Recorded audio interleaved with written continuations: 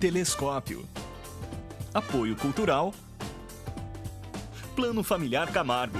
Tradição, seriedade e respeito. Stile, de coração para você. Bolsacreto, sistema construtivo para obras de engenharia hidrogeotécnica. Achocolatado Santo André, gostoso, saudável, agora também em novo pote e refil.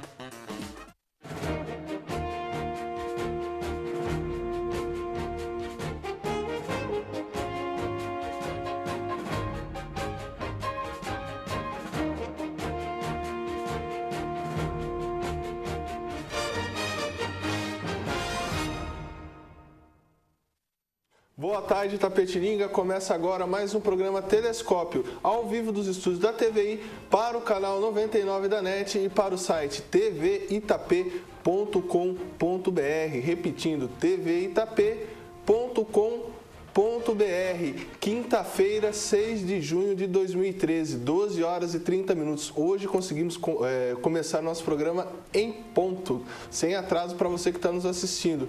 Lembrando que essa semana é a Semana Internacional do Meio Ambiente e dando continuidade a uma série de entrevistas que estamos fazendo aqui, trazendo os principais especialistas e pessoas que gostam muito do assunto aqui na nossa cidade e da nossa região. Hoje recebo aqui nos dois primeiros blocos do programa o ambientalista e meu amigo Lucas Melo. Lucas, bem-vindo ao programa Telescópio, boa tarde. Boa tarde, Maurício, boa tarde aos espectadores. Sempre um prazer estar aqui, né? Agora no seu programa é a primeira vez? Primeira vez? Espero que você venha mais vezes. O Lucas tem várias pautas para a gente conversar e hoje a gente vai conversar sobre meio ambiente. Mas antes de darmos continuidade a esse bate-papo gostoso aqui com o Lucas Melo, vamos aos nossos apoiadores culturais. Não saiam daí, voltamos já.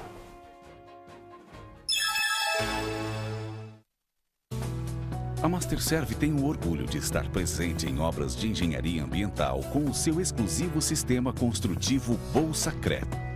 Imbatível em obras de drenagem urbana, mesmo na presença de água. Bolsacreto, iniciativas sustentáveis buscando a inovação tecnológica. Com arquitetura arrojada e projeto paisagístico de encantar os olhos, o cemitério Jardim Vale da Paz possui 115 mil metros quadrados de área verde, templo ecumênico, carro elétrico, estrutura e serviços comparáveis aos melhores cemitérios do país. Cemitério Jardim Vale da Paz, um jardim de boas lembranças. Tá todo mundo dizendo que a Stile tem a moda que saiu das passarelas e tá arrasando nas ruas. Então vamos conferir os melhores looks que você encontra na Stile. Gente, por falar em look, olha esse aqui, ó, essa mini saia de couro vem com tudo e os spikes também. Nossa, arrasou! Não tem como não reparar nas botas de cano baixo e nos detalhes da gola, que é o que vai bombar, viu? É isso aí, pessoal. Tá na moda, tá na Stile, tá na rua.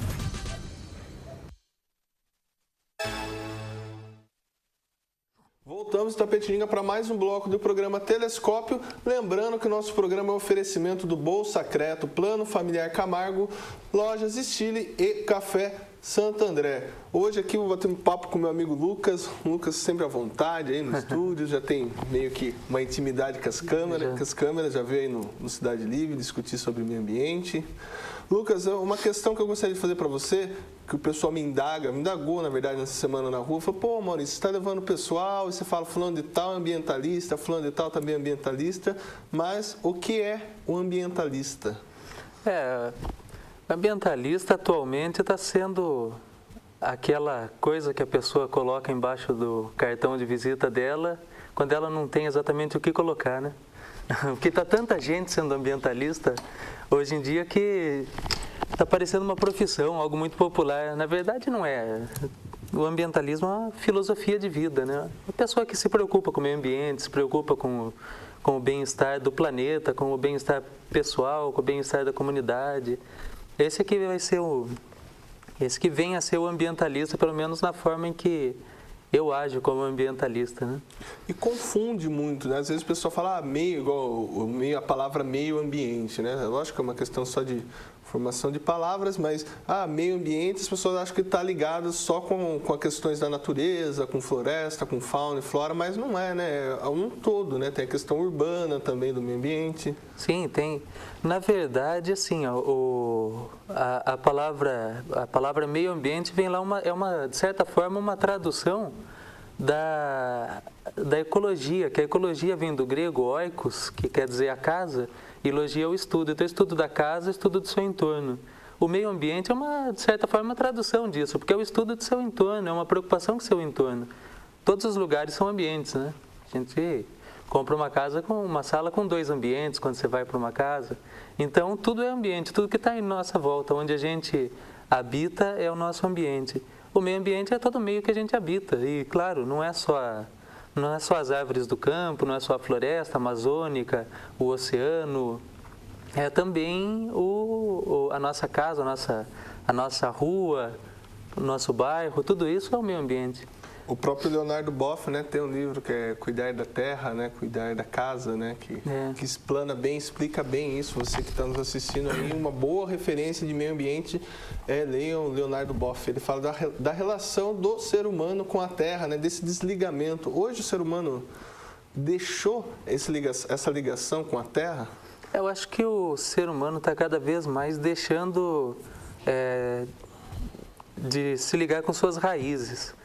Nós temos raízes, primeiramente, na terra, mas com tudo ao nosso entorno. Hoje, como tudo vem muito mastigado através da televisão, a gente não pensa mais, não só da TV. A TV não é criminosa, a gente está aqui na televisão fazendo divulgando uma mensagem boa, uma mensagem que seja positiva, que vai ser construtiva para quem está aqui assistindo e também para nós que estamos falando sobre isso, né? Mas a gente se habituou a coisas muito mastigadas, tudo pronto, tudo de micro-ondas, tudo já... E a gente não tem mais contato com as raízes, com as origens, com como que é que a gente deve caminhar, acordar, tomar sol, se alimentar, plantar, colher. Pelo menos uma vez na vida a gente devia plantar e colher alguma coisa para comer ali.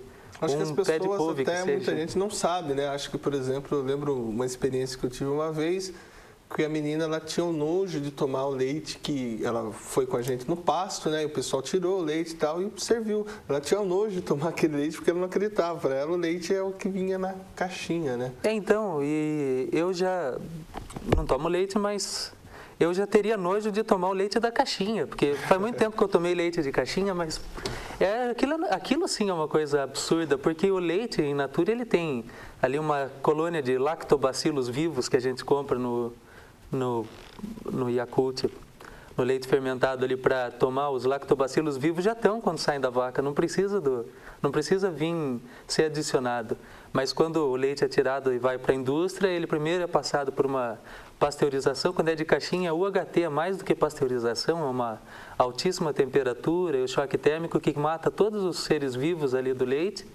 E depois ele é adicionado mais água e às vezes é adicionado, inclusive, a gente vê soda cáustica e cloro, no Ades, sem querer, mas vai. Não, mas no leite também no leite, foi, lembra no leite de Minas, que teve uns 3 anos. Verdade, teve a questão do leite. Quer dizer, não foi adicionado, aquilo era para ser usado para a limpeza das tubulações do laticínio, mas acabou também contaminando aquele leite. Quer dizer, aquilo sim é para ter nojo para tomar o leite da caixinha, mas o leite mesmo da vaca, que já não foi feito para nós, né?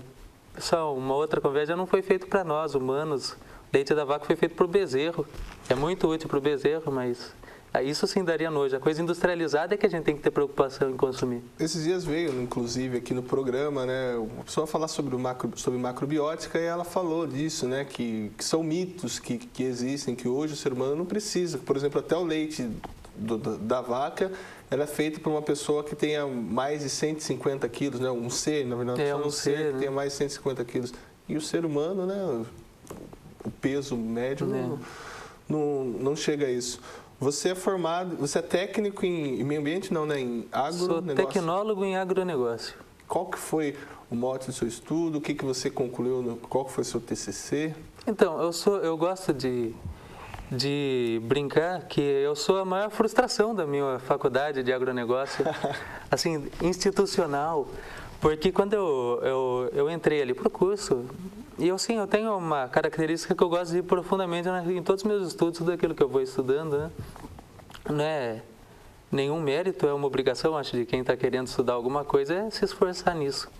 E eu entrei e comecei a estudar o agronegócio, e quis conhecer, porque o agronegócio é aquilo que move o Brasil, né? O Brasil é um país agrícola, é um país de commodities, e a gente tem muito que plantar soja mesmo, e criar muito gado. E com aqueles estudos todos ali que eu fui desenvolvendo ali na escola, vendo os professores falando, e fui me aperfeiçoando, fui estudando e tal. E a faculdade de agronegócio me levou ao oposto do agronegócio, ao agronegócio como é entendido, que é... Ali dentro eu fui, conheci, estudei e comecei a falar, não, isso está errado, não é possível que eu tenha que degradar tanto o meio ambiente para produzir, para exportar potencial produtivo do Brasil, para exportar as nossas florestas, exportar também a nossa sociedade, porque a nossa sociedade ainda, se for procurar o trabalho escravo, é basicamente dentro do agronegócio. Os problemas sociais, econômicos do Brasil também ocorrem por conta do agronegócio.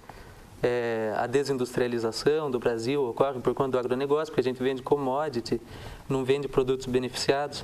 Isso foi me levando ao oposto. Eu fui conhecendo ali a agricultura orgânica e fui estudando a agricultura orgânica e vi que também a agricultura orgânica não é a solução.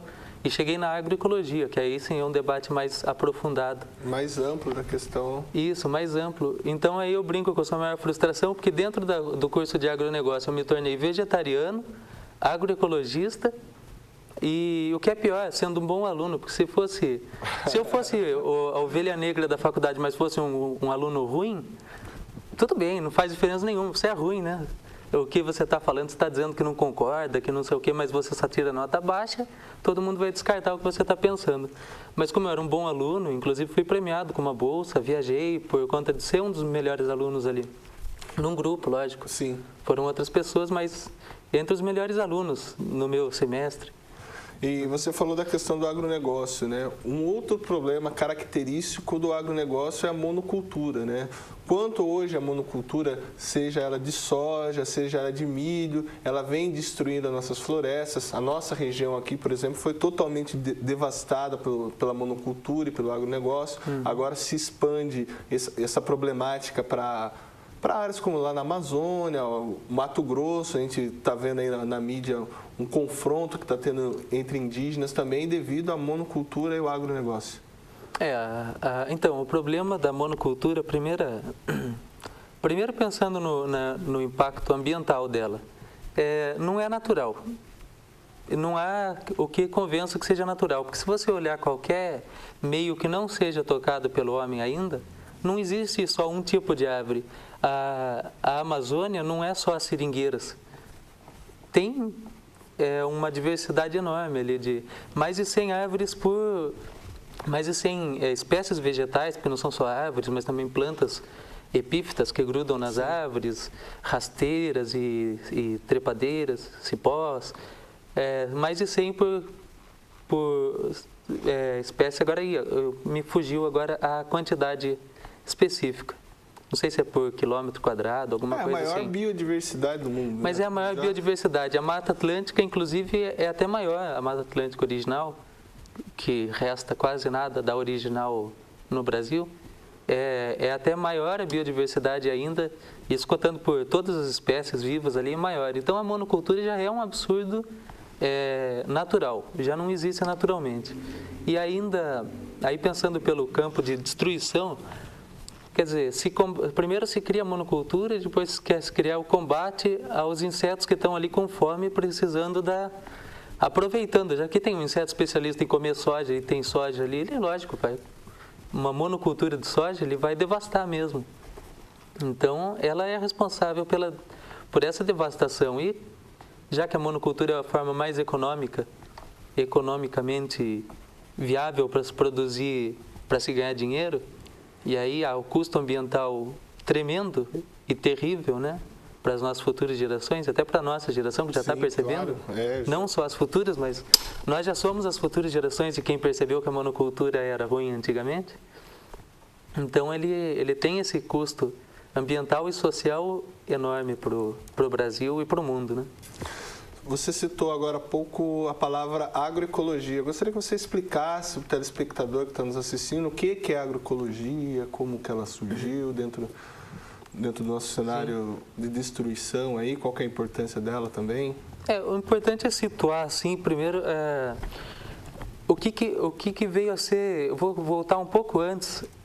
A agricultura no mundo, ela surge há 10 mil anos.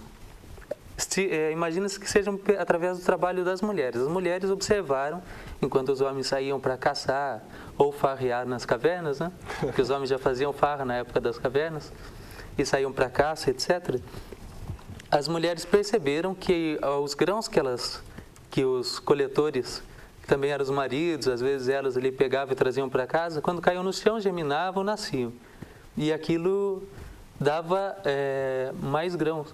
E elas perceberam, então, e criaram a agricultura através disso. Elas falaram, então, se a gente juntar mais grãos, a gente começar a plantar esses grãos intencionalmente, a gente não vai ter que sair coletar tão longe, mas para pegar as variedades de vegetais. E aí elas criaram, então, a agricultura. Foi se desenvolvendo, foram vendo que pegando as melhores sementes para plantar era melhor, porque assim ia cada vez tendo uma evolução genética da planta, ia sempre pegando as melhores, quer dizer, pega uma espiga de milho que desce mais milho, planta daquela espiga, os outros pés viriam com mais. E aí pega os melhores daqueles pés que já vieram com mais, e planta os melhores, vai ficar melhores ainda, e cada vez foi evoluindo. Isso há 10 mil anos, e aconteceu isso até o meados de 1960. Aí foi feita uma mudança total do paradigma, sempre sendo adubado tudo ali com esterco, com adubação verde, plantando leguminosas antes de plantar gramíneas, por exemplo. E depois de 1960 a indústria criou um paradigma e falou assim, pegaram um estudo de maltos, né, teoria malthusiana, sim, e falaram assim, a humanidade cresce em progressão aritmética, quer dizer, vai crescendo em progressão geométrica, cresce muito. E a produção de alimentos só cresce em produção geométrica, aritmética. Eu inverti as ordens, né? Então, a gente está percebendo aqui que dentro de poucos anos não vai ter mais alimento para toda a humanidade. Então, a gente tem que mudar e pegar essa teoria de Malthus, que já era uma teoria que já era contestável, né? Era questionável já, porque a humanidade não é irracional e cresce à vontade, né? Sim. Existe controle intencional dos pais de natalidade, fala, não quero ter filho nesse momento. A gente vê hoje as mulheres, inclusive, problema porque estão deixando para ter filho muito tarde e acabam tendo dificuldade depois. E usando isso, eles falaram, a gente precisa incrementar a nossa produção de alimentos. E aí criaram lá fertilizantes químicos e uma série, e a monocultura cresceu muito. Com isso, a necessidade de combate às pragas, que, como eu falei, são só insetos com fome, e doenças que acometem na monocultura naturalmente, e criando ali uma série de químicos. Então foi a partir de 60, 70 que aconteceu a Revolução Verde, que o nome é bonito, embora seja uma Revolução Verde, ela não foi nada verde, também não foi nada revolucionária, ela foi um atraso total para a humanidade, que começa a colocar e acabar com o meio ambiente, com o potencial produtivo da terra a partir daí. Então, em resposta a isso, a partir da década de 70 no mundo, principalmente na Europa, aí vem a discussão da agricultura orgânica. Fala, não, a gente tem que voltar, essa produção não vai dar certo. Eles puderam perceber em pouco menos de 10 anos, 10, 20 anos, em que não ia ser, esse não era o caminho.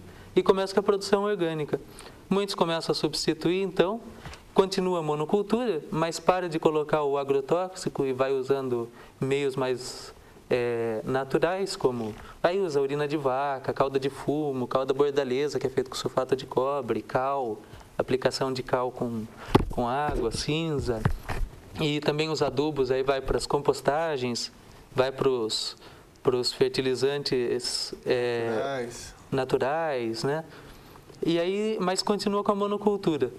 E aí agora, coisa mais recente, há uns 20 ou 30 anos, já surgem as discussões em que, bom, esse também não está sendo um meio natural, porque a monocultura está sendo o problema. A monocultura causa um impacto. Não adianta eu só substituir os insumos, a substituição de insumo troca os químicos pelos orgânicos, Não resolve. A degradação do solo é a mesma? A degradação do solo... É menos pior, mas continua. A degradação do solo é praticamente igual.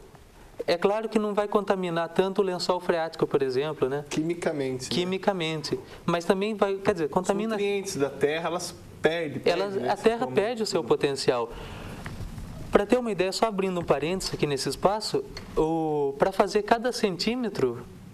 Porque o solo, a terra, que a gente chama, toda aquela mistura de terra, os estudiosos agrônomos, eles conhecem como perfis de solo.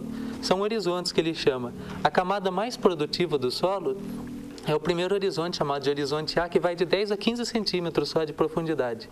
Essa é a camada onde está realmente a produção.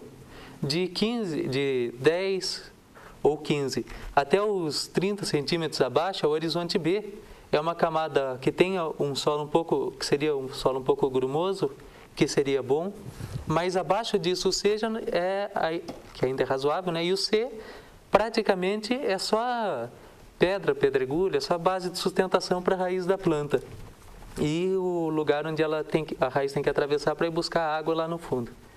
Quer dizer, essa camada do horizonte A, que é o mais produtivo, é esse que a gente mata. Quando a gente está jogando ali os agroquímicos, a gente está matando toda uma biota, uma vida que vive ali nesse horizonte, que são as minhocas, uma série de ácaros, uma série de formigas que precisam estar ali vivendo e mobilizando nutrientes que têm vida. Acaba-se com essa vida que tem ali também na terra. Isso, tem vida e a gente mata. E não precisa. E sendo orgânico, por exemplo, se eu só fizer uma plantação orgânica, na hora em que eu tiro toda a camada verde da terra, por exemplo, eu colhi toda uma soja orgânica ali, a soja orgânica, um feijão orgânico, que eu vou comer, vai ser bom para mim, para minha saúde, vai ser bom. Mas o feijão orgânico que eu acabei de colher tudo e deixei a terra exposta, a ação do sol e a chuva, em poucos meses vai acabar com aquela vida. Ou seja, eu matei do mesmo jeito a vida, do mesmo jeito que eu faria com o químico. Só que o químico eu mato no mesmo instante, no orgânico eu mato em mais longo prazo, mas eu mato de qualquer forma a capacidade produtiva da terra. Então hoje nós temos que repensar essa produção de monocultura? Sim. E aí, agora fechando parênteses e voltando para o que eu estava dizendo, justamente a agroecologia ela pensa assim, fala, não, a monocultura é o problema, não é só o tipo de insumo que eu estou usando. E aí a agroecologia ela surge com um debate que já é maior, porque é ecológico, né? Não só a agricultura orgânica, mas uma agro que vem da agricultura e ecologia, pensando toda a vida, toda a estrutura do solo e o potencial produtivo ser perpetuado, e ela surge criando, por exemplo, agroflorestas, onde se plantam árvores que vão dar sombra, sempre protegendo ali aquele solo, e outras plantas, cada uma numa altura diferenciada, mistura de plantas anuais com plantas que são perenes. Então, por exemplo, numa lavoura ali onde eu vou colher o milho, eu também vou colher daqui a um tempo o café, vou colher mandioca, vou colher mamão, vou colher banana, vou colher uma série já de outras coisas. Espécies? É claro que não se compara uma floresta nativa, a biodiversidade que existe numa floresta nativa, com a biodiversidade que existe numa questão agroecológica, onde eu tenho 15 espécies dividindo o mesmo espaço. No agronegócio eu falaria disputando o mesmo espaço, mas eles não estão disputando, eles estão dividindo o mesmo espaço, né? Não se compara, mas já é, lógico, muito melhor do que a monocultura. E, por outro lado, para o solo, isso causa uma vida muito maior, porque a hora que eu colher o milho, eu não deixei o solo devastado. Eu deixei o milho, mas tem uma série de outras coisas. Ali está a abobrinha, está a banana, está tudo que vai proteger o solo da erosão, vai proteger do sol, vai manter o grumo do solo, a vida, as minhocas. É todo um estudo, né, para você também fazer todo esse processo. Né? Às vezes não é uma planta tem as plantas certas para você colocar, igual você citou um exemplo. É uma reaproximação com o nosso, que você disse ali, a gente está perdendo as raízes com o que nós somos de verdade. Que nós somos, primeiramente, animais, né?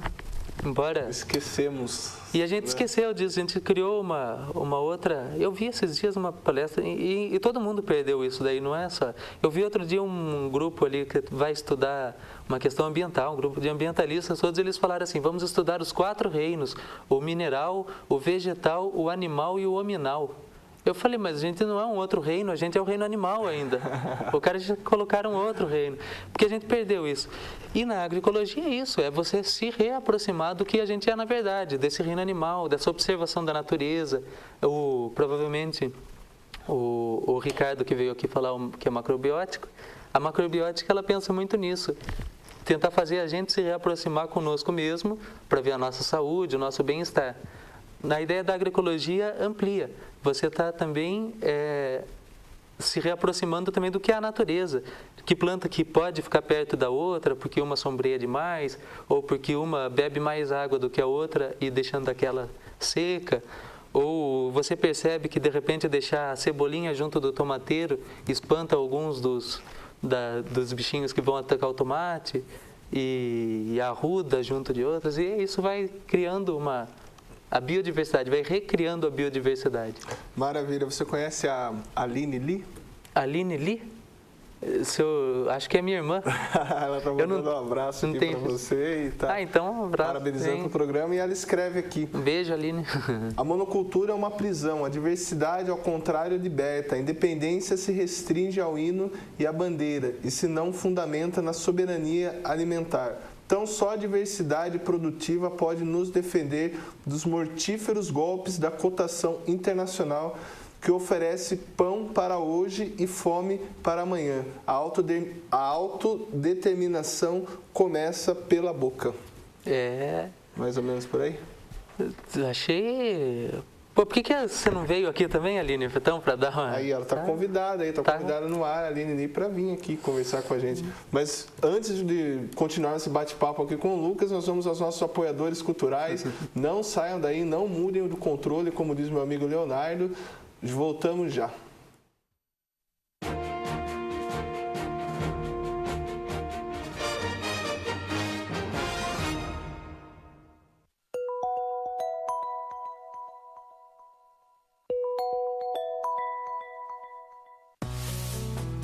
A Masterserv tem o orgulho de estar presente em obras de engenharia ambiental com o seu exclusivo sistema construtivo Bolsacret.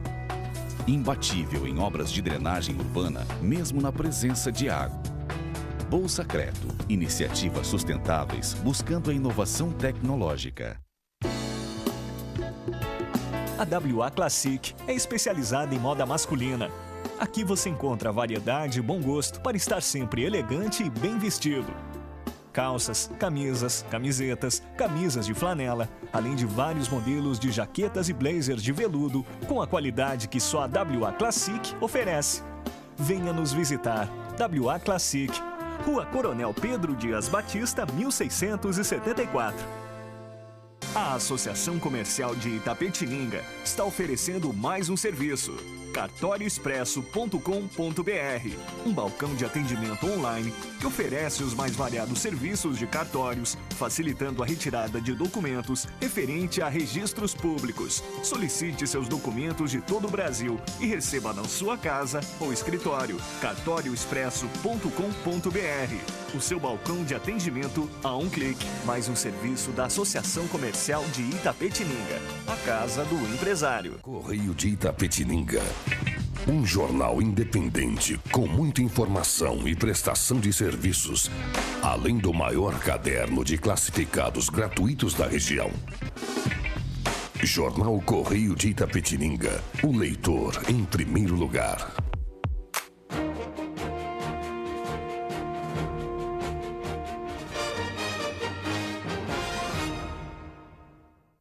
Voltamos em Itapetininga com mais um bloco do programa Telescópio. Lembrando que o nosso programa é um oferecimento do Bolsacreto, Plano Familiar Camargo, Lojas Estile e Café Santo André. Lucas, lembrando, só voltando sobre aquele texto que eu falei aqui, que a Aline mandou, no escritor Eduardo Galeano. Eduardo, é isso mesmo, Eduardo Galeano. Você aí que leu e gostou, pesquisa Eduardo Galeano, que assim como eu, vamos ver quem que é ele, que escreve bastante coisas interessantes sobre meio ambiente. Lucas, segurança alimentar. Hoje, quando nós vamos ao mercado fazer uma compra, que a gente vai comprar aquele milho para colocar no frango, com milho. A gente não sabe se aquele milho é transgênico ou não. Não é obrigatório isso hoje no Brasil, né? Tem dois termos assim aí. Um é o segurança alimentar, né? O segurança alimentar ele se refere mais à questão da quantidade de alimentos que vai ter para sustentar a humanidade. E se a pessoa está comendo o mínimo necessário que ela precisa para viver. E aí é a questão da Organização Mundial da Saúde, ela diz, a pessoa precisa comer tal coisa. Aliás, a Organização Mundial da Saúde é muito questionável, ela é muito... Assim como a ONU. Assim como a ONU. A ONU é só um clube de países ricos, a gente precisa desmistificar um monte de coisa, a gente vai precisar de muitos momentos aqui, muitos encontros para a gente conseguir passar tudo aquilo, né? É verdade. Mas, enfim, a segurança alimentar tem relacionado com a pessoa come menos do que X calorias por dia, ela está insegura alimentarmente. Se bem que pessoas obesas comem muito mais calorias, mas não recebem a quantidade de nutrientes necessários. Então, isso é segurança alimentar. E outra é a segurança do alimento, que é o que você quer dizer, né? Saber se o alimento que a gente está consumindo é seguro, se aquele milho que a gente está comendo é transgênico, ou se o tomate que a gente vê não está com 150% acima da quantidade limite de agrotóxico que a Anvisa autoriza, né? Por exemplo. Mas assim, não tem como saber. Esse é o grande drama. Como que a gente sabe se o que a gente come é transgênico? Bom, o transgênico atualmente é feito com milho e soja. Se você for olhar o rótulo de qualquer óleo de soja ou de milho, todos, absolutamente, têm um triangulinho vermelho com um T preto, um triângulo amarelo, melhor dizendo, com um Tzinho preto, que quer dizer que é transgênico. Se for olhar os salgadinhos desse... Chips, uma chips e tal.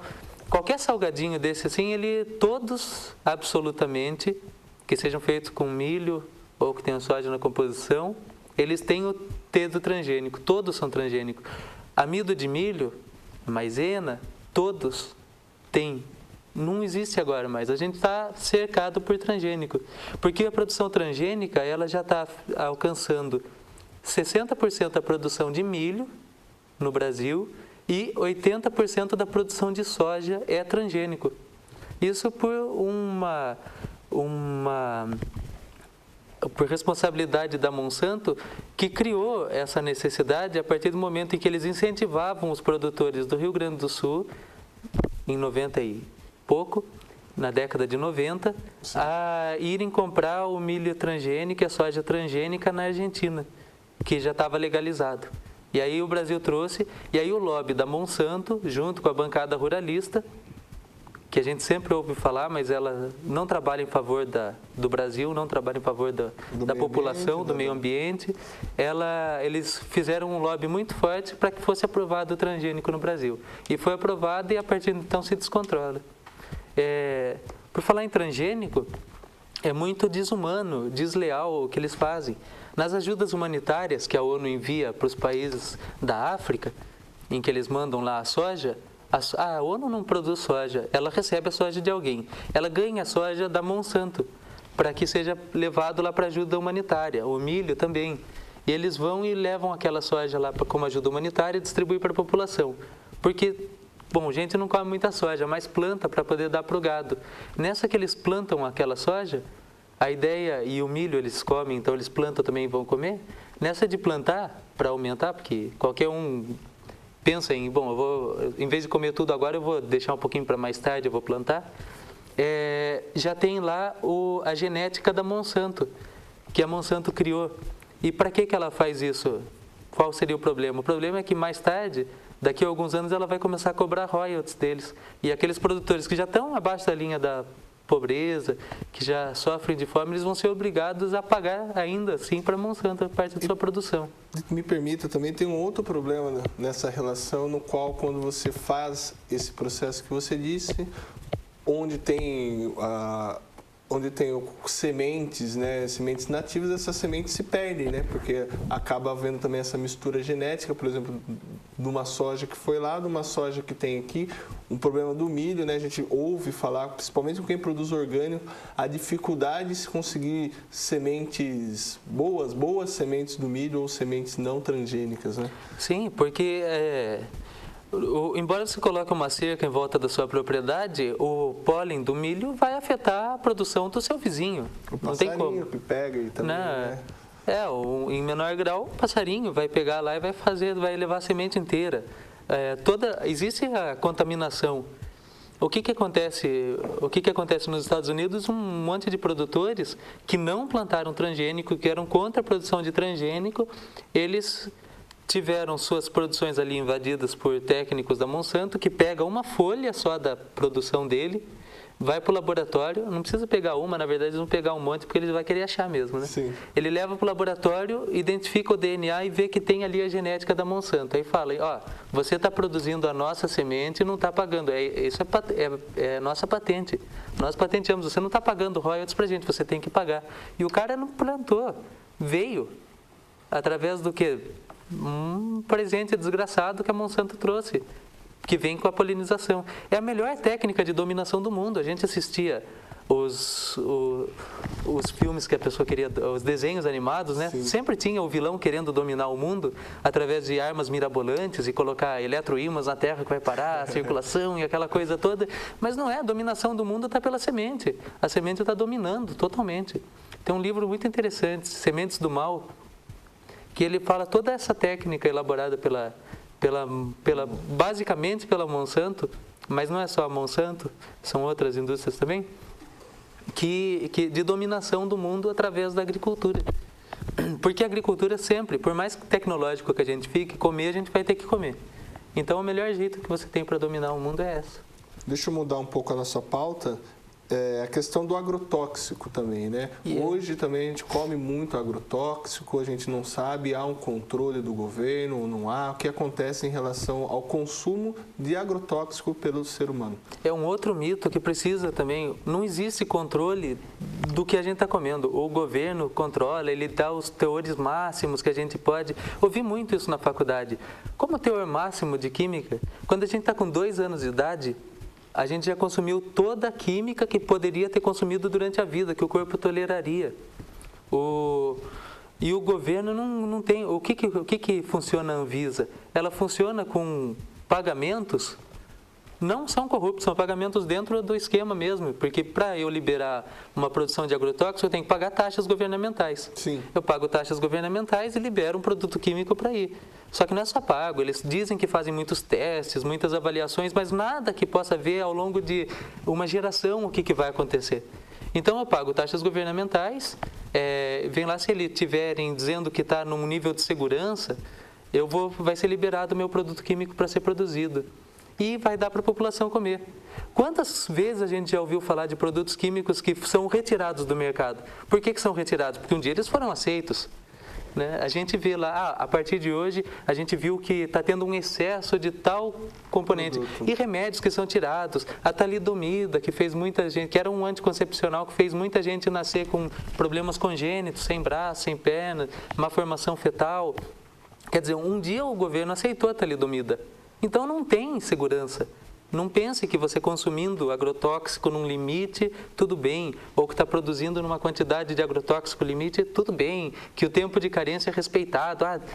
Se eu posso ter aplicado só 10 dias antes de colher, aí eu já posso vender para a população. Não pense que é assim. E também o produtor não tem informação, às vezes ele não pensa no prazo de carência, não lê o rótulo, que é muito pequeno e ininteligível. Teria que ter uma formação, no mínimo, de um tecnólogo de agronegócio, para o cara conseguir ler aquilo e entender, né? Então, não existe essa segurança. O que é pior ainda, só para dizer a técnica da dominação do mundo através da agricultura, sim, além do agrotóxico, a Kátia, minha esposa, sempre fala isso, as empresas que fazem o agrotóxico são as mesmas que fazem o remédio. As principais empresas produtoras de agrotóxico é Bayer e BASF. Quantos remédios não tem da Bayer e da BASF? Quer dizer, a gente acha que não é teoria da conspiração. Não é uma teoria da conspiração, aquilo é só uma questão de lógica. Pô, você pega o seu remédio, você vê o agrotóxico, ele está em todas as comidas, tem o agrotóxico. Ele causa doença. Lógico, vou aproveitar e vou vender o remédio. Então, é uma teoria, economicamente, é genial. Eu vou dominar o mundo, eu vou vender com certeza, porque eu vou ter que vender, porque o cara vai ter que plantar e não vai dar na monocultura sem o agrotóxico, vai ser muito muito difícil, e depois eu vou vender o remédio, porque ele vai ficar doente com certeza.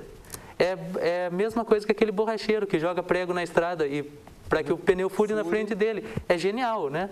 É genial. Lógico que esse cara... Só que esse cara é um borracheiro, ele vai ser preso logo, porque os caras vão pegar ele. Ele não tem grana para se defender. Mas essas multinacionais, né, transnacionais enormes... Ninguém pega. Ninguém vai pegar jamais. Eles têm lobby, eles têm bancada ruralista a favor deles, eles têm mídia a favor deles. A mídia trabalha em favor. Eu queria aproveitar que nós hoje estamos falando sobre agrotóxico, monocultura, transgênicos. Tem a Thaís Maria Souto e o Geraldo César, professor. Eles estão fazendo um trabalho junto com o pessoal do assentamento Carlos Lamarca de venda de produtos orgânicos, né? Você que quer comer uma banana orgânica, quer comer uma mexerica orgânica, um alface sem agrotóxico, procure eles no Facebook. Eu vou pegar o contato com eles e vou trazer para vocês aí.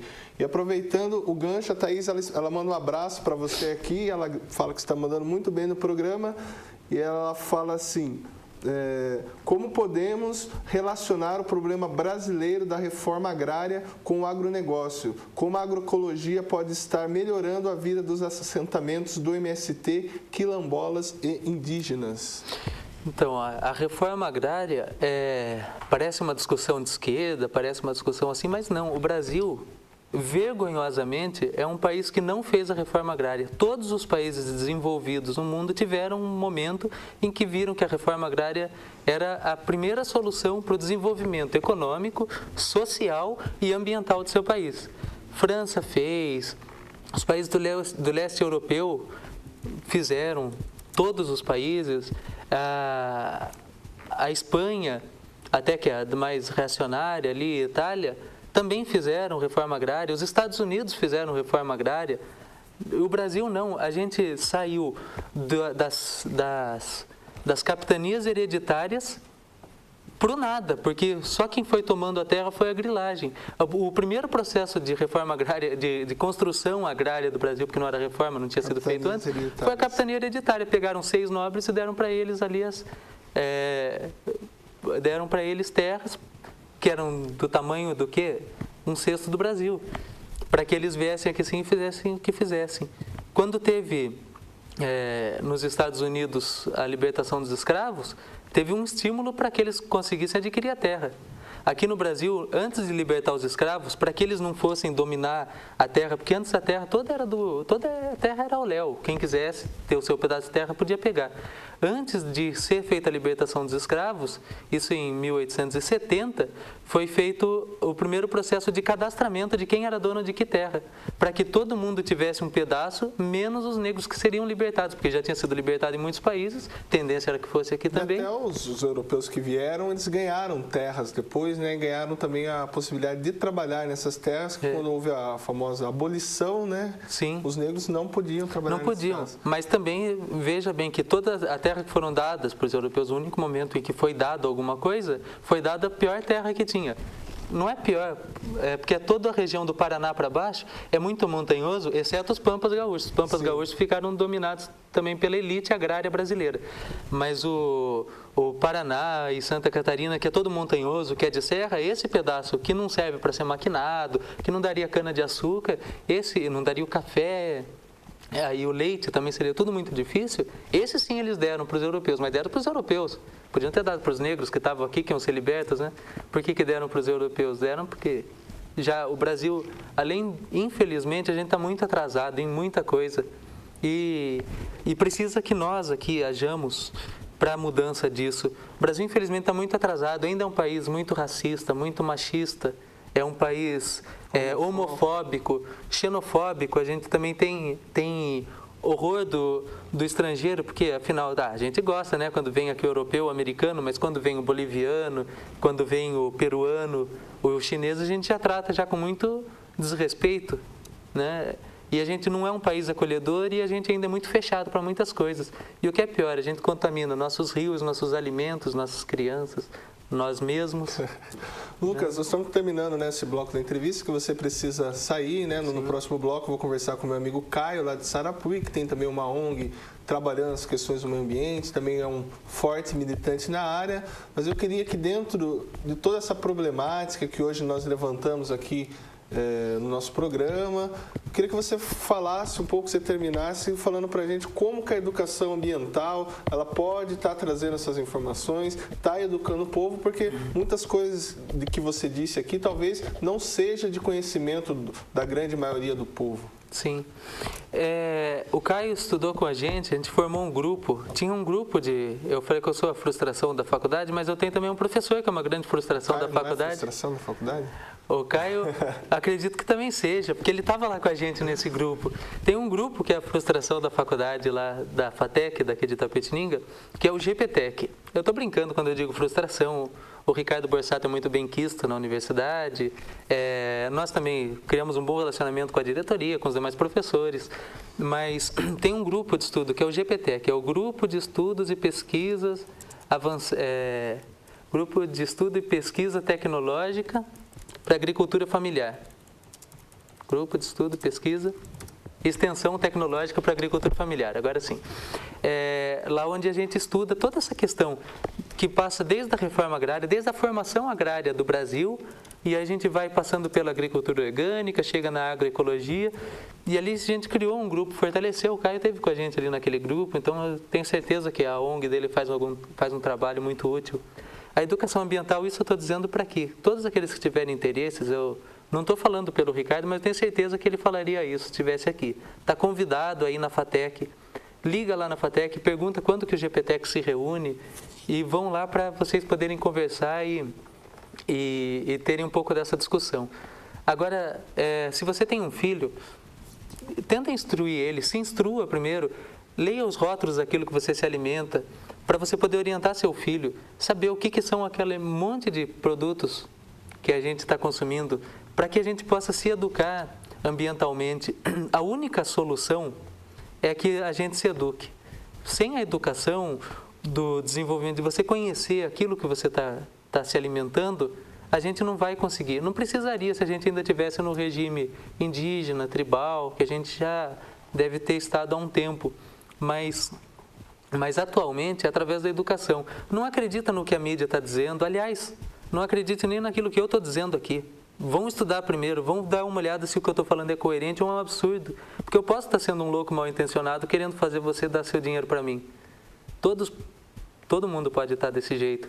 Então, que a gente vai estudar para a gente não cair naquilo que se diz. Não é porque saiu no jornal hoje, não é porque está no Globo Repórter ou em outros canais também, não é só a Globo, né? Todos os canais trabalham. Porque de duas uma, ou você está informado ou você fica informado. Na forma em que a mídia quer que você esteja, em que a indústria quer que você esteja, o governo prefere que você esteja. Lucas, obrigado. Volte mais vezes, está convidado. Semana que vem, dia 11, a Kátia está aqui com os livros dela, estará lançando os livros dela na próxima terça-feira, acho que é o dia 11. Ela estará aqui, a Kátia, que é a esposa do quarta-feira mesmo. Quarta? Isso, na próxima quarta-feira ela vai estar aqui. Quarta-feira, então, Kátia Baroni aqui com o lançamento do livro dela, que eu vou depois falar o nome, falar tudo certinho para vocês aí. Obrigado, Lucas. Vamos aos nossos apoiadores culturais. Não saiam daí, voltamos já.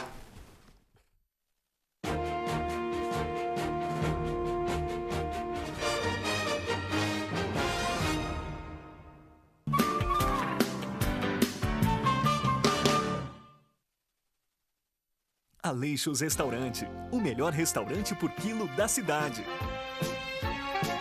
Comida caseira com sabor inigualável. Venha nos visitar e experimentar as delícias que preparamos para você.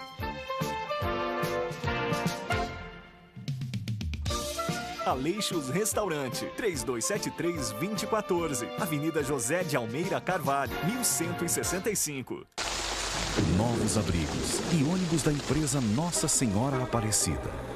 Faça chuva ou faça sol, de dia ou de noite, nosso objetivo é cuidar bem de você. Empresa Nossa Senhora Aparecida.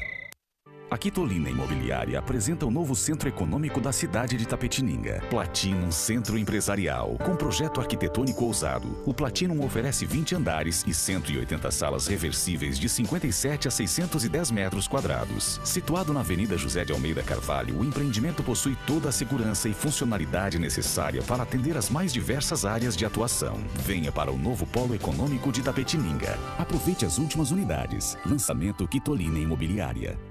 Tá todo mundo dizendo que a Stile tem a moda que saiu das passarelas e tá arrasando nas ruas. Então vamos conferir os melhores looks que você encontra na Stile. Gente, por falar em look, olha esse aqui, ó, essa mini saia de couro vem com tudo e os spikes também. Nossa, arrasou!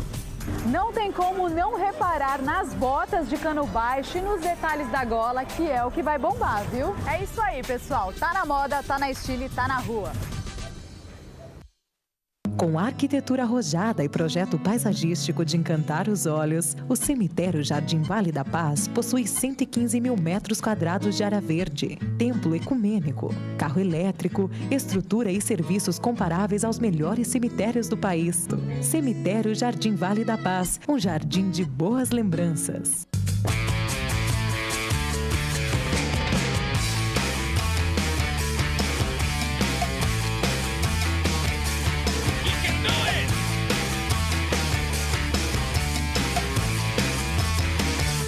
Sim, amigos, assista o Garagem. Todo sábado, 3 da tarde. E tem reprise durante a semana também. Tem banda, matéria, um monte de coisa legal.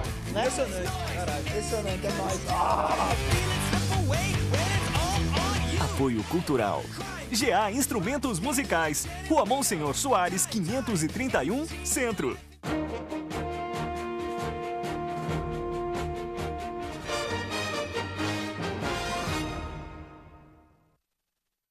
Voltamos em Itapetininga com mais um bloco do programa Telescópio, agora com a visita do meu amigo Caio Chimansky, que também é ambientalista, né? O Lucas já explicou, deu uma aula pra gente o que é ambientalista, o que é transgênico e tal. O Caio que mora lá em Sarapuí e também é um dos organizadores, um dos idealizadores da Associação Ecológica e Agroecológica de Sarapuí. É isso mesmo, Caio? Boa tarde. Boa tarde. Muito obrigado pelo convite, amigo Maurício. Pois é, o Lucas já deu a nossa parcial de agroecologia do nosso grupo GPTEC, nosso grupo Frustração. Achei boa a colocação dele, foi interessante. Estou vindo aí, trabalhando essa associação já faz desde o ano passado, começo do ano passado, visando alguns problemas do município, sempre tentando melhorar a política ambiental do município para a região também. Como é que nasceu a ideia de montar essa associação? Como que você e mais alguns pares, acredito, também chegaram, poxa, está acontecendo isso, está acontecendo aquilo, nós precisamos montar algo para Sarapuí voltados ao meio ambiente? As consequências, um pouco, né? Quando eu acho que fica um caos, fica um problema muito grande, né? Que é o que a gente aqui em Itapetininga, o problema ambiental está muito grande, torna as pessoas a pensar no meio ambiente. Eu acho que você fez uma união, um grupo que tem um objetivo em comum, que é proteger o meio ambiente. Então, o objetivo pessoal de cada um, na verdade, mas como fazer ações para proteger o meio ambiente. Então, desde ações de reciclagem, desde ações de denúncias, não denúncias, né, de mostrar o que está errado, de querer propor coisas boas. Então, a gente fez esse grupo e foi fortalecendo ele cada ano, vai se fortalecendo um pouco. Queremos atrair as pessoas, né? Não queremos fazer uma associação num papel, assim, a gente quer que a associação seja formada por pessoas com espírito associativista, com espírito que queiram mudar mesmo o município. Participativo, porque não adianta não ir em reunião, não é uma simples ONG que acaba não tendo objetivos, né? Então, acredito que nesse exato momento, assim, eu estou um pouco mais ligado ao setor executivo do município, vai estar passando para outras pessoas, justamente para continuar esse trabalho, independente de política, independente de tudo, vai continuar esse trabalho fiscalizador. Caio, quais são os principais problemas ambientais que você identificou lá em Sarapuí? O esgoto, eu acho que começou agora, a Sabesp iniciou a obra de tratamento de esgoto lá de Sarapuí, foi uma grande vitória. O lixo, que não é um problema nosso, é um problema do Brasil e de todos. Eu estava ontem no Fórum de Sustentabilidade, né, que fizeram na Câmara, e o Di Fiore deu um desabafo interessante, assim, que é um problema muito grande, é um problema ambiental, é um problema que o próprio ambiental, né, o ambiente atrapalha de se resolver. Assim. Então, esse é um problema muito grande que todas as prefeituras têm, como achar as normas para as leis, os lugares. É um processo extremamente complicado, demorado, mas que existem formas junto com os órgãos ligados. E eu acho que o principal disso que eu falei dos problemas que a gente tem o problema da educação ambiental. Eu acho que é o fundamental. As pessoas que junto que a gente vai conseguir resolver, dar um basta nesse problema. O lixo é problema de todos, não é problema do prefeito, não é problema meu. Eu possuo o meu lixo, eu reciclo o meu lixo, eu tento separar. Todo mundo produz lixo. Todo mundo produz lixo. Então, a educação ambiental, assim, é o ponto forte, é o alicerce da coleta seletiva para funcionar, do aterro, do esgoto, de você respeitar o esgoto, não tendo um tratamento para não jogar óleo, não jogar bituca, não jogar papel, enfim, todo esse trabalho. Lá em Sarapuí tem aterro sanitário? Não, fechou. Fechou em 2010. Foi até a gente fez com a associação, a gente fez deu uma puxada lá na prefeitura, né, para dar uma agilizada nesse processo. E agora a gente cai num problema que é um problema de Itapetininga, que é o local também, assim. Então, o local que o executivo está fazendo com o lixo lá? A gente transbordo para Iperó. Transbordo para Iperó. Para Iperó, que é custoso, né? É custoso, você fica na mão de uma empresa, né? O que não é interessante, não é sustentável, e você tem o desgaste todo da prefeitura, desgaste financeiro, desgaste... Eu ia fazer essa pergunta, porque Itapetininga ela sofre com esse problema, né? Nosso Itapetininga paga um número que eu não vou falar aqui, que eu estou em dúvida qualquer, mas paga valores altíssimos para a CETESB por causa de não cuidar do seu lixo, por N multas que houve aqui no nosso aterro sanitário. E agora Itapetininga também, assim como Sarapuí, vai fazer o transbordo do lixo. Você acabou de citar aí, né? Você falou ambientalmente, eticamente, acho que é melhor dizer, né? Se você for pensar na questão ética da sustentabilidade, da ética social, você só está transferindo um problema, né? Você está pegando um lixo, uma situação que você não consegue resolver e passando a bola, né? Sim, eu vejo um problema grande disso, a empresa cobra X agora, pode ser e você, dependente dela, se amanhã ela cobrar 10, você vai ter que pagar os 10. Você vai ficar muito dependente, né, dessa empresa. Você está negociando com ela. Amanhã, os aterros que essas empresas estão trabalhando vão estar soterrando, vão estar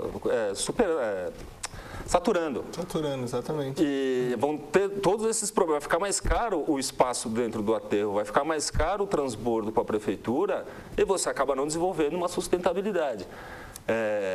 Isso eu digo uma política futura, né? Uma projeção futura, assim.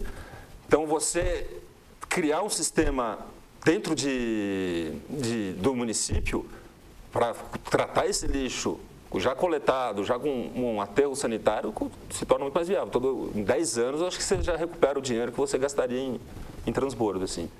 Um outro problema que eu identifico, Caio, eu vejo até na minha época de escola, minha época como aluno no 3º grau, enfim, ia-se lá aquela política legal, acho importante da educação ambiental e falava-se muito já na minha época, eu não sou tão velho assim, né, mas... e falava sobre a questão da coleta seletiva. Então nos ensinava a separar latinha, separar plástico, a separar os alimentos e tal. Só que hoje eu tento colocar isso na prática. Aqui em Itapetininga não tem essa coleta seletiva, né? E lá também acredito que não tem, ou tem. O que você pensa? Aqui em Itapê eu conheço a Cooperita, está funcionando ainda, não? Está funcionando. Então, ela faz uma parte desse terceiro setor, né? Faz como se fosse uma ONG, uma cooperativa, né? Tem um pouco ainda da coleta, mas eu acho que eles não abrangem 20% da cidade. Eu acho que Itapetininga também é uma cidade gigantesca em termos de territórios. É complicado, imagino. Trabalhar aqui deve ser bem complexo. Sarapuí também. Mas a questão que a gente recebeu da educação, eu trabalho com o meio ambiente em algumas áreas, mas agora de reciclar lixo, por que você recicla o lixo, né? tem um monte de questões, eu acho que a gente pode parar na questão econômica, a gente recicla lixo porque é importante para a economia da cidade, a gente recicla o lixo porque é importante para a natureza, a gente recicla o lixo porque não é por causa de uma lei, não é por causa de uma obrigação que a gente vai começar a reciclar a lei, então, o lixo. Acho que a gente tem que ter uma educação, a gente tem que saber por que a gente está querendo cuidar do lixo, cuidar do nosso meio ambiente.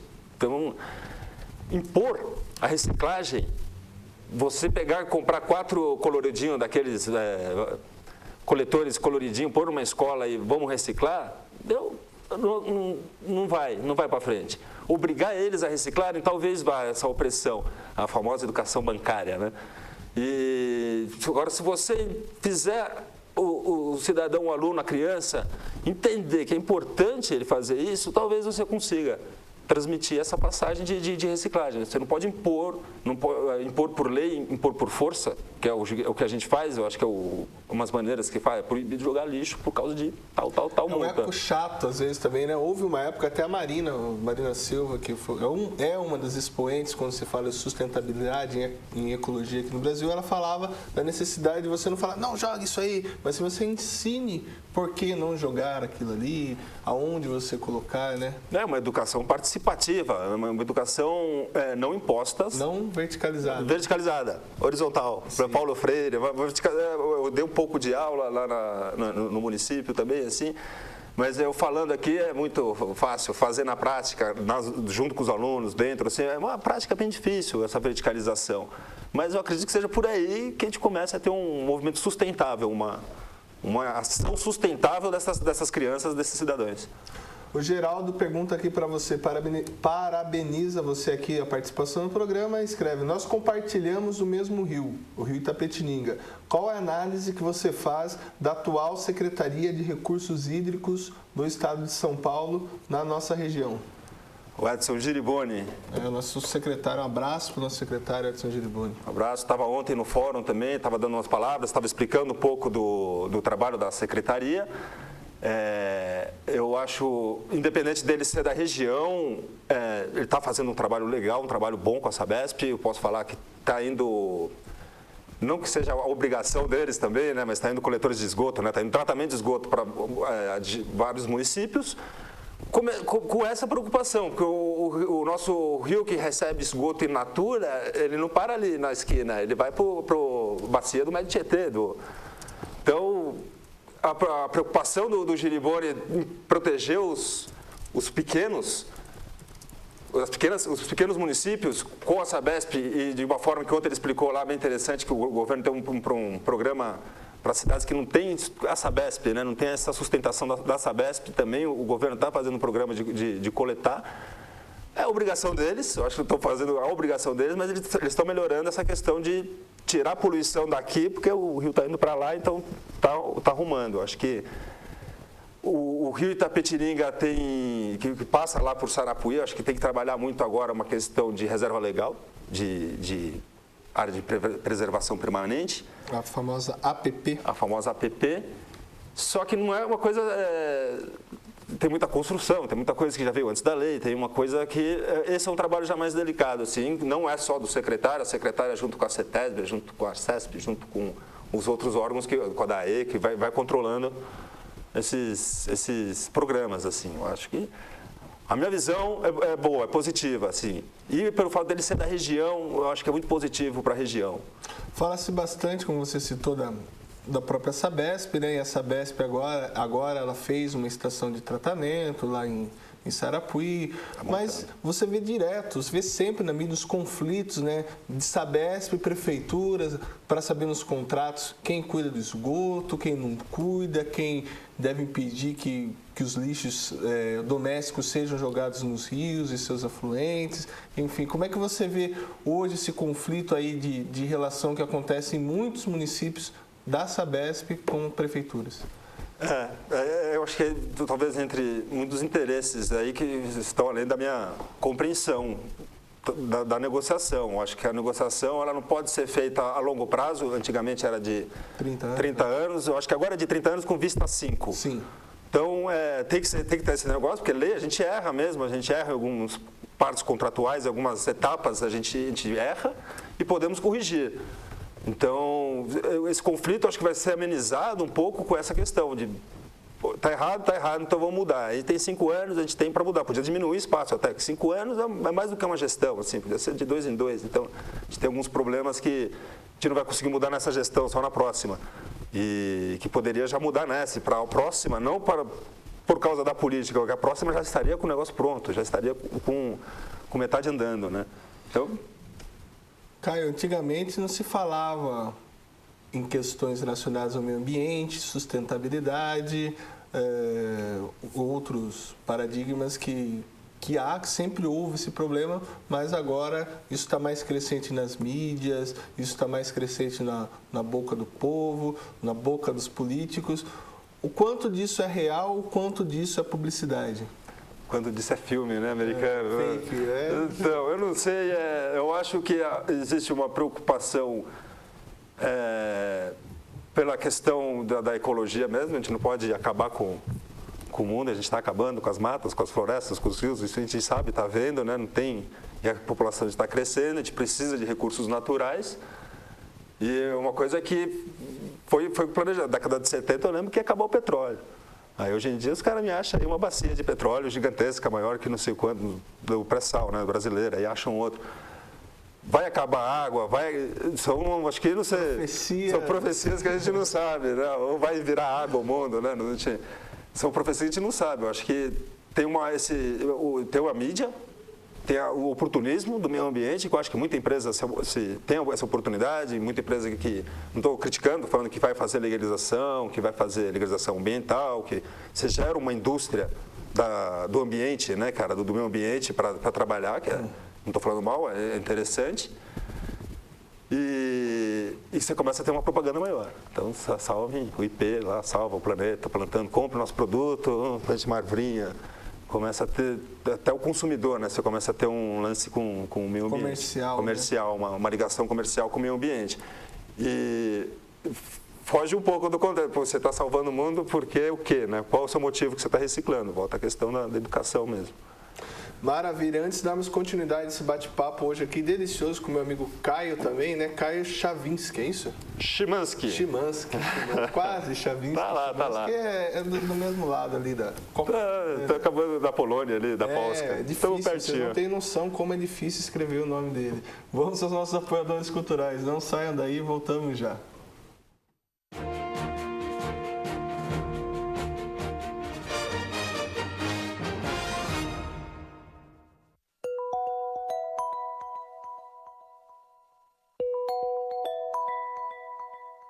O consumidor diferencia produtos e serviços pela marca. Não arrisque. Registre hoje mesmo com a Village Marcas e Patentes. A Village também registra produtos junto aos órgãos de saúde. Possui engenheiros de patentes exclusivos. Conta com assessoria jurídica e departamento internacional que registra marcas e patentes em qualquer país do mundo. Sua marca merece credibilidade. Sua marca merece Village Marcas e Patentes.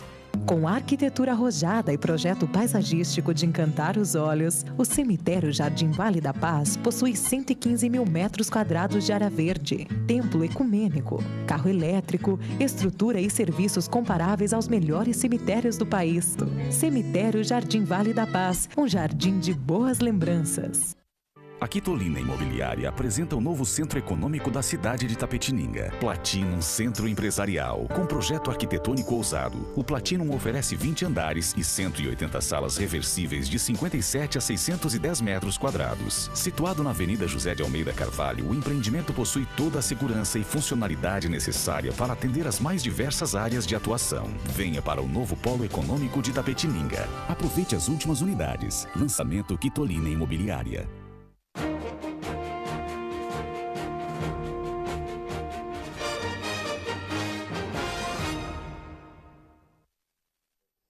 Voltamos, Itapetininga, para o último bloco do programa Telescópio. Nessa semana que estamos fazendo uma série de entrevistas relacionadas ao meio ambiente. Lembrando que essa semana é a Semana Internacional do Meio Ambiente. Nós temos um vídeo, eu queria pedir para a produção soltar esse vídeo para você, telespectador, assistir. E eu vou comentar aqui depois com o meu amigo Caio Chimansky.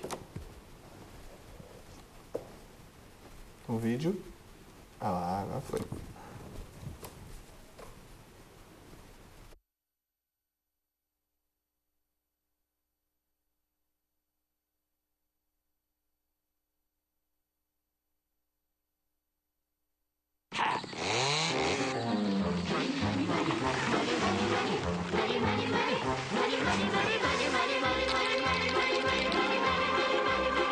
If you're having any cold in the stove and you freeze in the winter and you curse to the wind at your face, when you haven't any shoes on your feet and your clothes seems better and you look 30 pounds overweight, and you go to get a word of advice from the fat little pastor, he will tell it's about evermore. Put your hand up to your back, rat-a-tat, at the window. At the window. See how love rides out the door. For money makes the world, the world, the world. Money makes the clinking, clanking sound of money, money, money, money, money, money, money, money. Get a little, money, money, money, money, money. Gather, what do about it makes the world go round.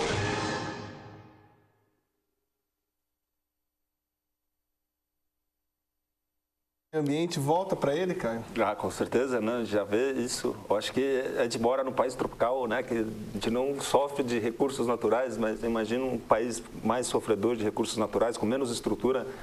O que é você não ter o recurso natural, o que é você não ter água, não ter sombras, você não ter um meio ambiente bom. O Brasil está degradado, mas é muito bom, né? Ainda é perto do mundo, assim.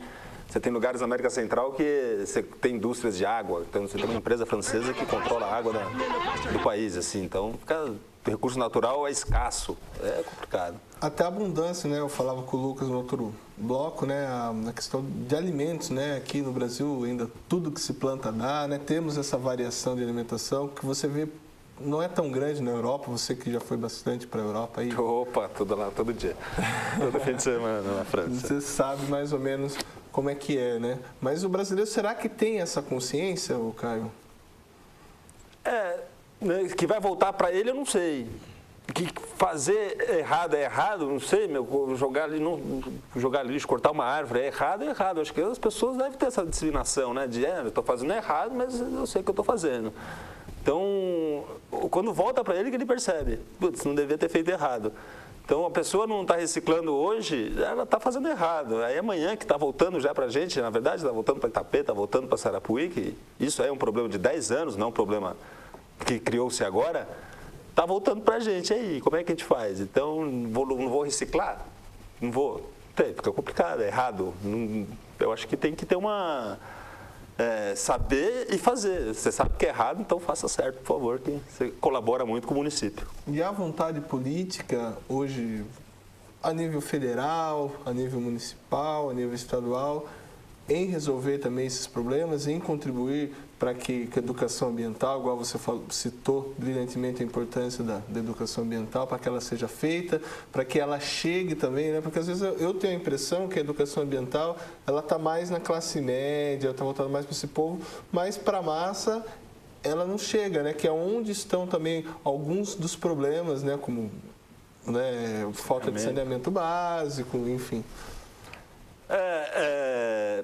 Eu acho que da esfera federal existem todos esses programas, mas o que mais implica na questão ambiental da esfera federal, eu acredito que seja a bancada ruralista, a questão de APP, a questão de reserva florestal, muito concentrada nisso. Ou o velho embate do agronegócio com o meio ambiente, né? Eles andam junto, não adianta separar um do outro, mas um prejudica. Então, acho que no federal... Os programas não são os estaduais, junto com as concessionárias, eles já estão com a Sabesp, junto com muitas empresas dessas, eles já estão direcionando mais esse estudo de educação ambiental. Essa importância não só na reciclagem, no trânsito, enfim, um monte de outros setores, que eu acho que fica mais... o problema assim, do município nosso é um problema do estado para o município. O federal acho que está cuidando um pouco mais da preocupação dele. Isso é a minha humilde visão, né, de ver a política federal. Nessa questão de área florestada, área reflorestada, anistia, APP para lá, APP para cá. Mas estadualmente eu vejo uma diferença, eu vejo uma preocupação. Preocupação, tem a questão da empresa, ter aquela preocupação com responsabilidade social, que é uma lei do governo federal, né? O governo federal obriga a empresa a ter uma responsabilidade social. Então, por esse lado, a gente pega o governo federal. E, por outro lado, a carência do município.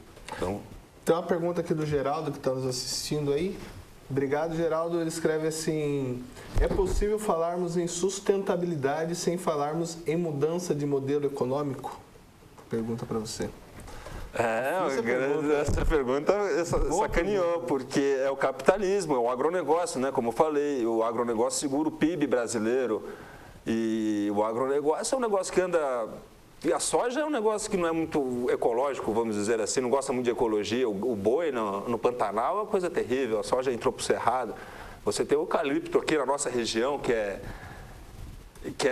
expansivo, assim, é bem expansivo. Então, você tem esse capitalismo, esse sistema financeiro, esse sistema nosso de vida. Agora, a gente precisa construir, a gente precisa ter carne, a gente precisa ter a soja. A soja, sou meio avesso à soja, mas tudo bem.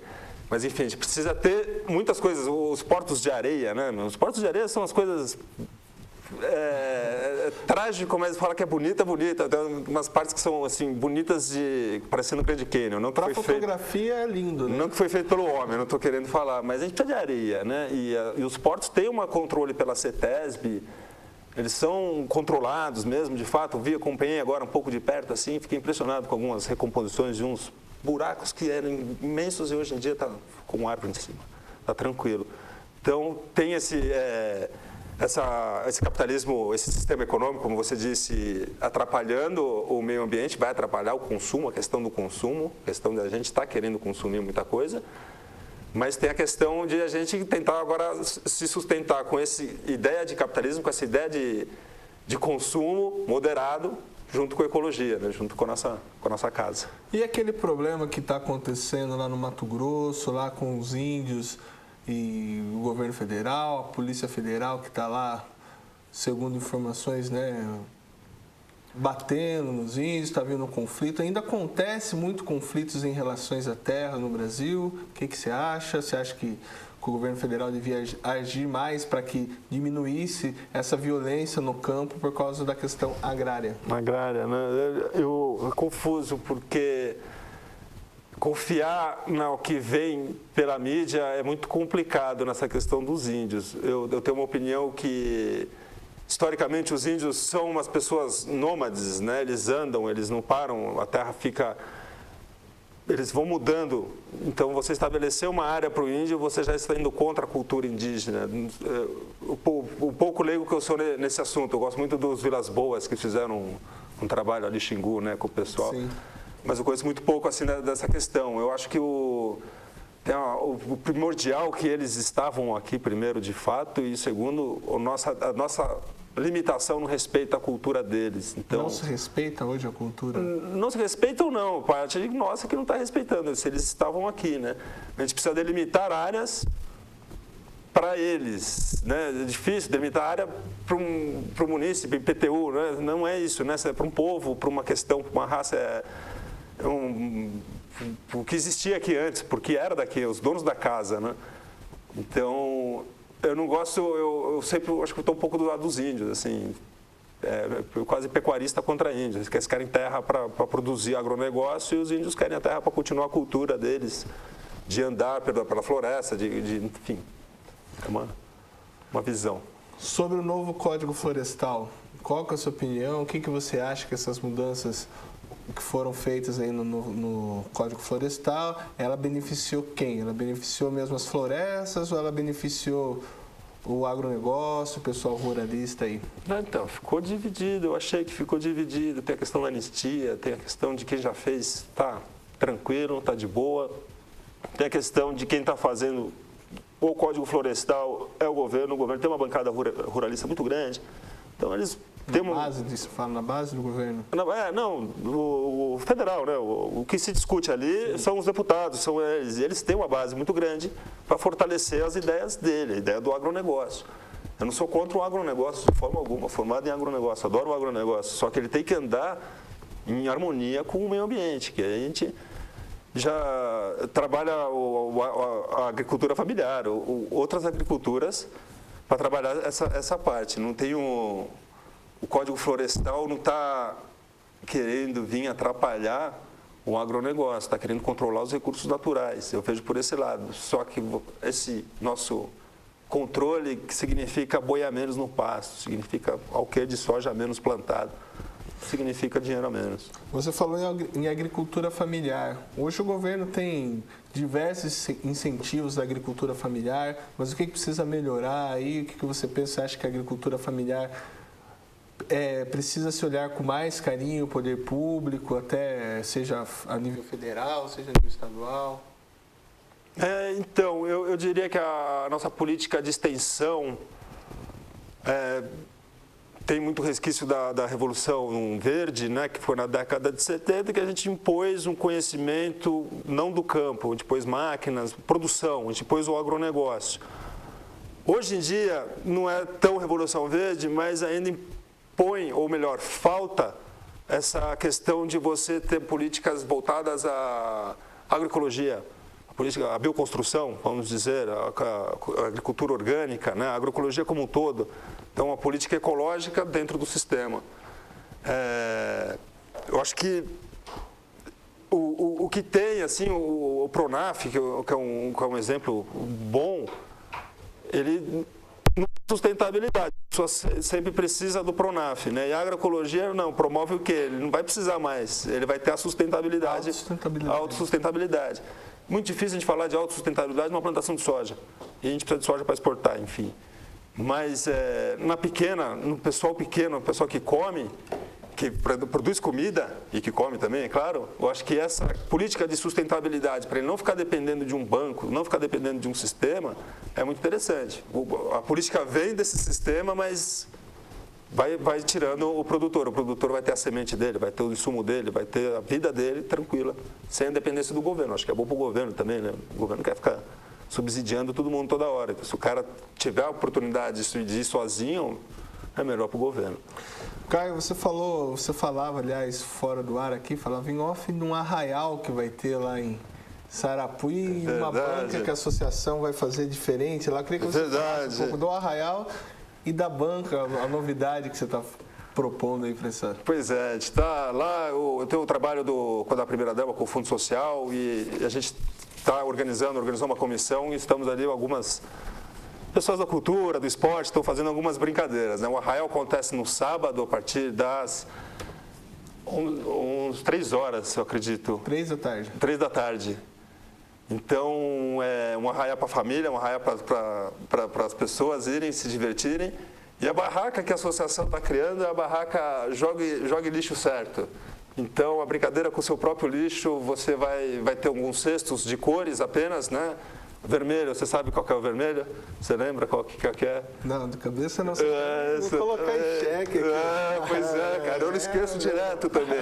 Mas esse é o legal da brincadeira, você está educando, horizontalmente isso que a gente está falando, a gente está educando pela diversão.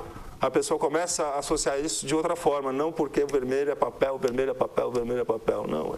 Eu errei, aí vai no outro, aí começa, a educação pode vir pela competição de uma forma sadia, lúdica, acho que pode vir. Né? Lúdica. Quem acertar na hora que jogar o lixinho no lugar certo, o que vai ganhar? Vai ganhar um pezinho de alface.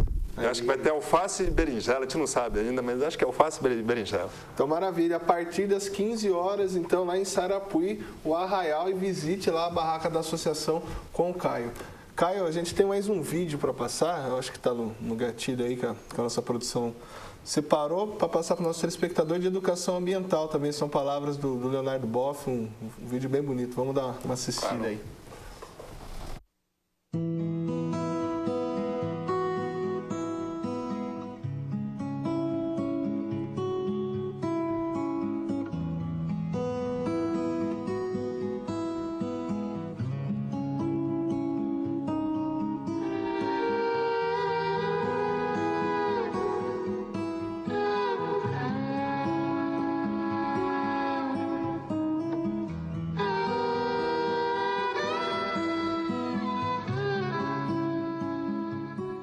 Estamos diante de um momento crítico na história da Terra.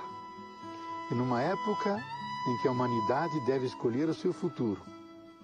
A escolha é essa: ou formar uma aliança global para cuidar da Terra e uns dos outros, ou arriscar a nossa destruição e a diversidade da vida.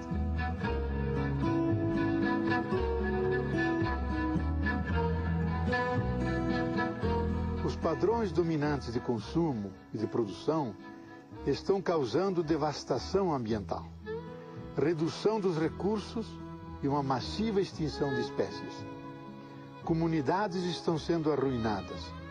Os benefícios do desenvolvimento não estão sendo divididos equitativamente e o fosso entre ricos e pobres está aumentando.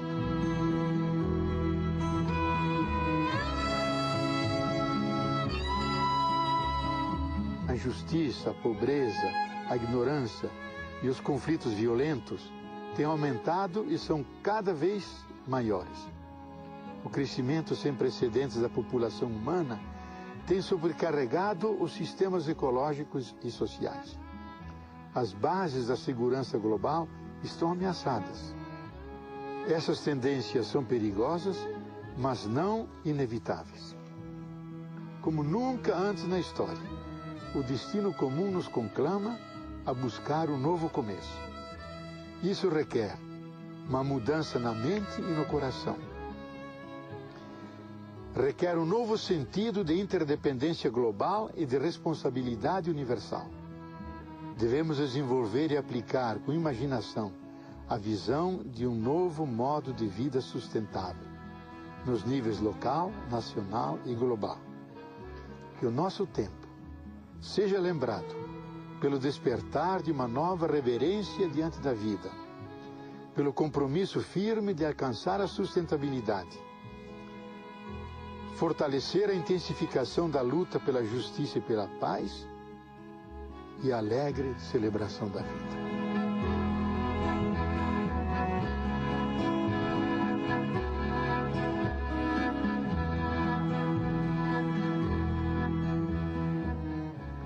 Bonito esse grande finale, né?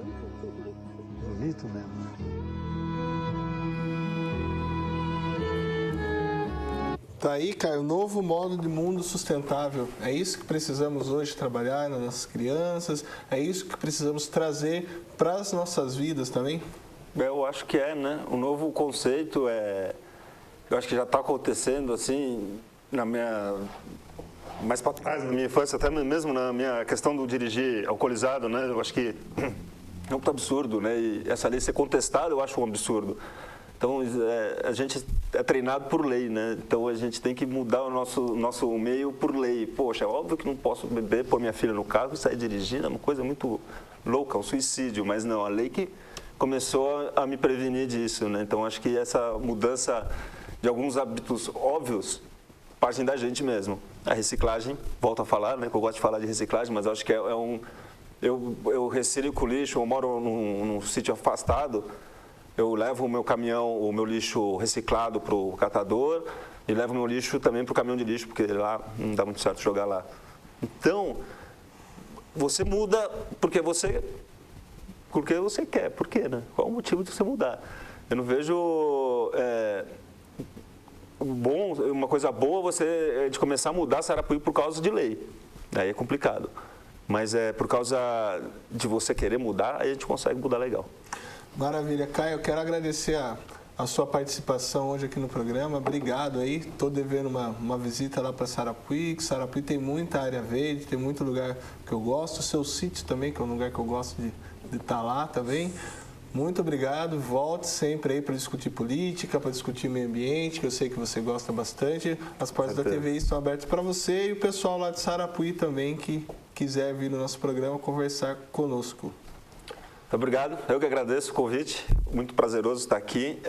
Já vou escalar o Roger, né, que é o professor, que vai ser o presidente da associação agora, para me esclarecer os pontos aqui. Obrigado ao TVI, obrigado pessoal aqui pela oportunidade, vocês estão abrindo aí um caminho para Sarapuí, para a gente estar falando um pouco, abrir para a região. Eu acho que muitas coisas ambientais a gente vai resolver junto com a região, não sozinho, não é Sarapuí, nem Alambari, nem Itapetininga sozinho. Acho que vamos cada vez mais estar interligados. Isso aí. fica agradecido. Maravilha, Caio. Obrigado, Caio. Obrigado a você, telespectador, que está nos assistindo e está nos acompanhando essa semana na série Meio Ambiente, em comemoração à Semana Internacional do Meio Ambiente. Fique com Deus e até amanhã. Lembrando também que às 2h30 agora terá o programa Camisa 99, né, ao vivo, né? Vamos falar aí as principais notícias do esporte. E às 18 horas o programa Cidade Livre com meu amigo Gustavo Gurgel. Beijo a todos, fique com Deus.